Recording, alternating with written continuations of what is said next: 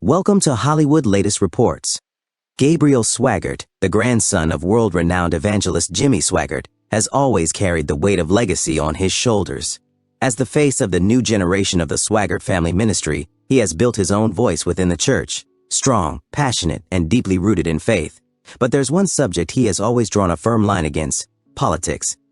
In an era when nearly every preacher, celebrity, and influencer seems to have an opinion about political events, Gabriel's silence often stands out. People have questioned him, challenged him, and even criticized him for staying out of political debates. Yet for Gabriel, his refusal to be involved in politics isn't about ignorance or indifference. It's about conviction, principle, and spiritual understanding. The world of politics, a dangerous stage.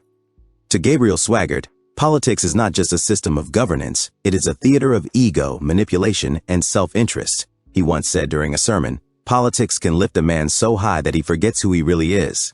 And when pride takes over, the fall is inevitable."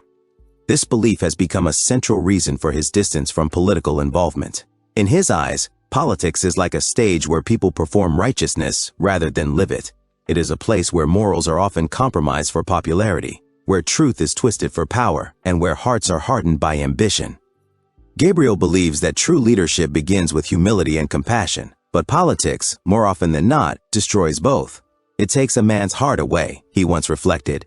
It makes him believe he's serving people when, in reality, he's serving himself, raised in a legacy of faith, not politics. Born into a family of preachers, Gabriel Swaggart grew up surrounded by messages of grace, redemption, and spiritual truth. The Swaggart name itself has been both a blessing and a burden, a name that carries global recognition but also deep expectations. From an early age, Gabriel learned the difference between power that comes from God and power that comes from man. He saw how easily the two could be confused. Many well-known religious figures in the U.S. have mixed their pulpits with politics, turning sermons into speeches and faith into campaigns. Gabriel made a silent vow that he would never walk that path. His grandfather, Jimmy Swaggart, once emphasized that the church is not the government, its mission is the soul. Those words became a kind of spiritual compass for Gabriel. He realized that faith and politics may touch the same lives, but they serve entirely different masters. Politics, a game without a heart. Gabriel Swaggart's dislike for politics runs deeper than simple disagreement. It comes from observation. He has watched how political games turn friends into rivals, communities into factions, and unity into division. He describes politics as something that lifts men up with promises and throws them down when those promises are broken. For him, it's not about which party is right or wrong. It's about how the entire system operates without true compassion. In one of his youth conferences, he compared politics to a glittering crown with no substance. It shines in the light, he said, but when you hold it close, you see it's made of dust.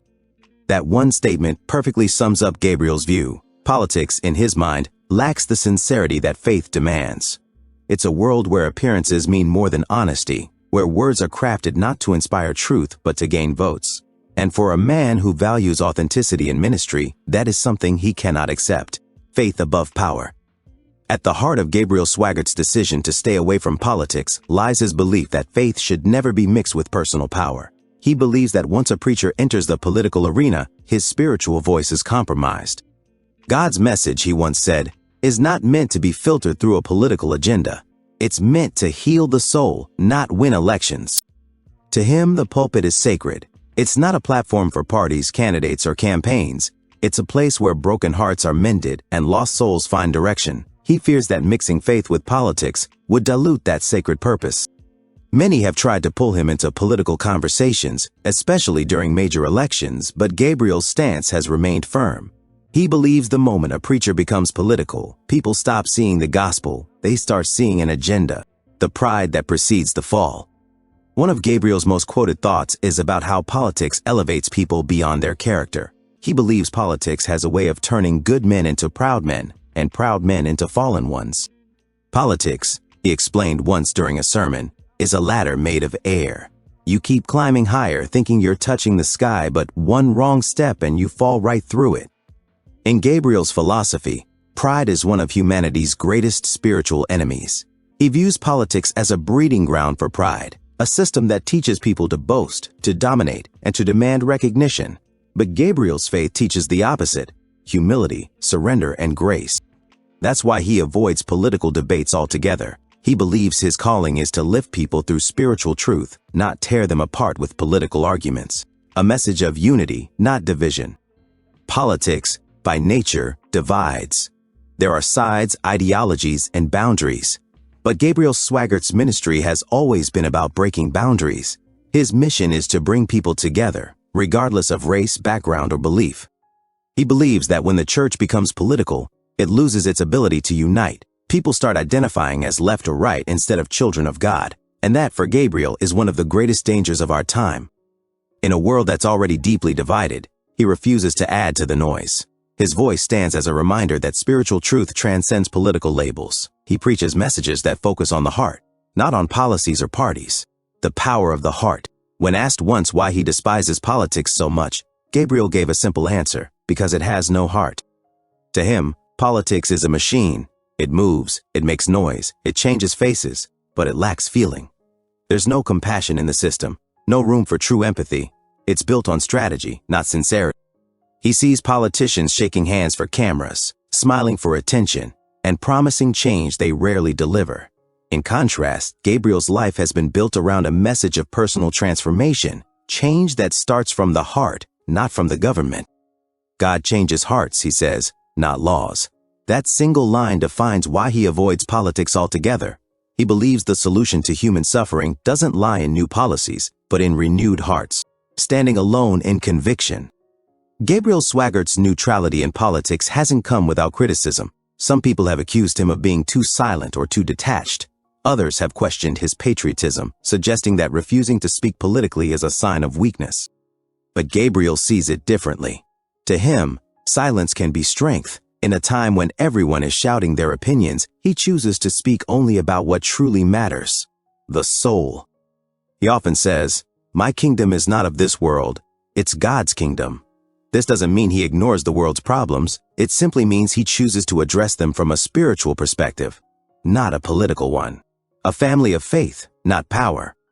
The Swaggart family name has long been associated with faith and music, not political influence. Gabriel continues that legacy with a modern vision, keeping the ministry focused on God's message, not government agendas. While many preachers have turned their churches into political stages, Gabriel's platform remains pure. He has built his ministry on the principles of love, truth, and humility. For him, mixing politics into faith is like mixing oil with water. It might look good for a moment, but it never truly blends. The eternal perspective. Gabriel often reminds his congregation that politics is temporary, but faith is eternal. Presidents change, policies change, laws change, but God's word remains the same. He preaches that focusing too much on politics distracts believers from their true purpose. We are not here to build kingdoms on earth, he says. We are here to prepare for the kingdom of heaven. This eternal perspective gives Gabriel a peace that many people don't understand. He doesn't get caught up in the chaos of elections or debates. Instead, he uses his energy to guide young believers toward faith, purpose, and hope. Gabriel Swaggart's life, ever since he stepped into ministry, has been a mirror reflecting the contrast between spiritual purity and worldly chaos. And when he looks at politics, he doesn't just see leaders and parties. He sees a battlefield where the soul is forgotten. To him, politics is a machine that feeds on ambition and crushes compassion. It's a system where men and women once filled with noble intentions slowly lose their sense of purpose as they climb ladders built on false promises. Gabriel often reflects on how the world celebrates power but forgets the price of it. How people in political positions begin with big dreams to serve, yet somewhere along the way, the service becomes self-serving. He has watched this cycle unfold for years. Politicians rising to applause, declaring change, only to fade into the same pride they once condemned. And in his eyes, that's the core reason politics disgusts him. It makes people believe they are saving the world while losing their own hearts in the process. In his sermons, he often says that when pride replaces purity, downfall becomes inevitable. He sees the same pattern throughout history: kings, presidents, leaders, all elevated by the people, then destroyed by the very power they sought. Gabriel compares politics to a glittering tower with no foundation, something that looks glorious from afar but cracks under its own weight because it's built without sincerity. He believes that when power becomes an addiction, it blinds the human heart, and that blindness leads to destruction not only for the leader but for everyone who follows. For Gabriel, this isn't just philosophy. It's conviction born from observing countless examples where politics turned faith into manipulation, unity into division, and truth into performance. He's watched preachers fall into the same trap, mixing their sermons with slogans and letting their pulpits become platforms for politicians instead of places of prayer. Gabriel swore he would never let his ministry become that. He believes the moment a preacher chooses sides politically, he loses his ability to speak for everyone spiritually. God doesn't work through parties, he once said. He works through people who are humble enough to listen. That line captures his entire view of the world: humility over hierarchy, sincerity over strategy, calling over campaigning. He's often asked why he doesn't at least voice opinions about moral or national issues, but his answer is always rooted in one principle. The gospel is not a political weapon, it's a message of love, forgiveness, and restoration. To him, politics is temporary theater, while faith is eternal truth, and the two don't belong on the same stage. Gabriel believes politics intoxicates people with power. They forget that the higher they go, the farther they fall when their intentions aren't pure. He's seen people lose themselves in the applause, and he always reminds his congregation that applause is fleeting, but integrity is forever. His rejection of politics isn't born from fear, it's born from wisdom, the kind that sees through the illusion of power. He once compared politics to a fire. You can stand near it and feel warm, but if you step too close, it burns everything, even your soul. For him, the political world lacks that softness of heart that the gospel demands. It doesn't forgive, it doesn't heal, it divides and destroys. Gabriel's ministry has always aimed to reach the broken, the lost, the forgotten, the people politicians promise to help, but often forget after the votes are counted. He feels politics thrives on division, but faith thrives on unity. The more he watches the political scene, the more he's convinced that no government can fix what only God can heal. To him, political debates are just echoes of pride clashing against pride, each side claiming to know what's best while forgetting the true purpose of leadership: service. And service, Gabriel believes, must come from love, not ego. He often talks about how politics tempts people with fame and control, the two things that corrupt the soul the fastest. He's seen pastors lose their anointing because they wanted influence more than inspiration. Gabriel doesn't judge them, he just chooses not to follow that path. His refusal to join politics is his way of protecting his spirit from the slow poison of pride. He believes that once pride enters the heart, it leaves no room for grace, and without grace, no man can truly lead. For him, the lesson of life is simple. Everything built without the heart will eventually crumble. Politics, in his view, is built on shifting sand, today's promises, tomorrow's excuses. It doesn't matter who wins an election if people's hearts remain unchanged. Gabriel's message goes beyond any party or platform. It's a call to remember humanity before ideology. He preaches that before people fight for power, they should first fight for peace within themselves.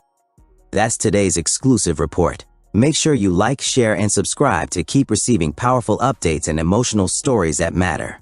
Stay with us for the truth, the legacy, and the news that everyone will be talking about tomorrow.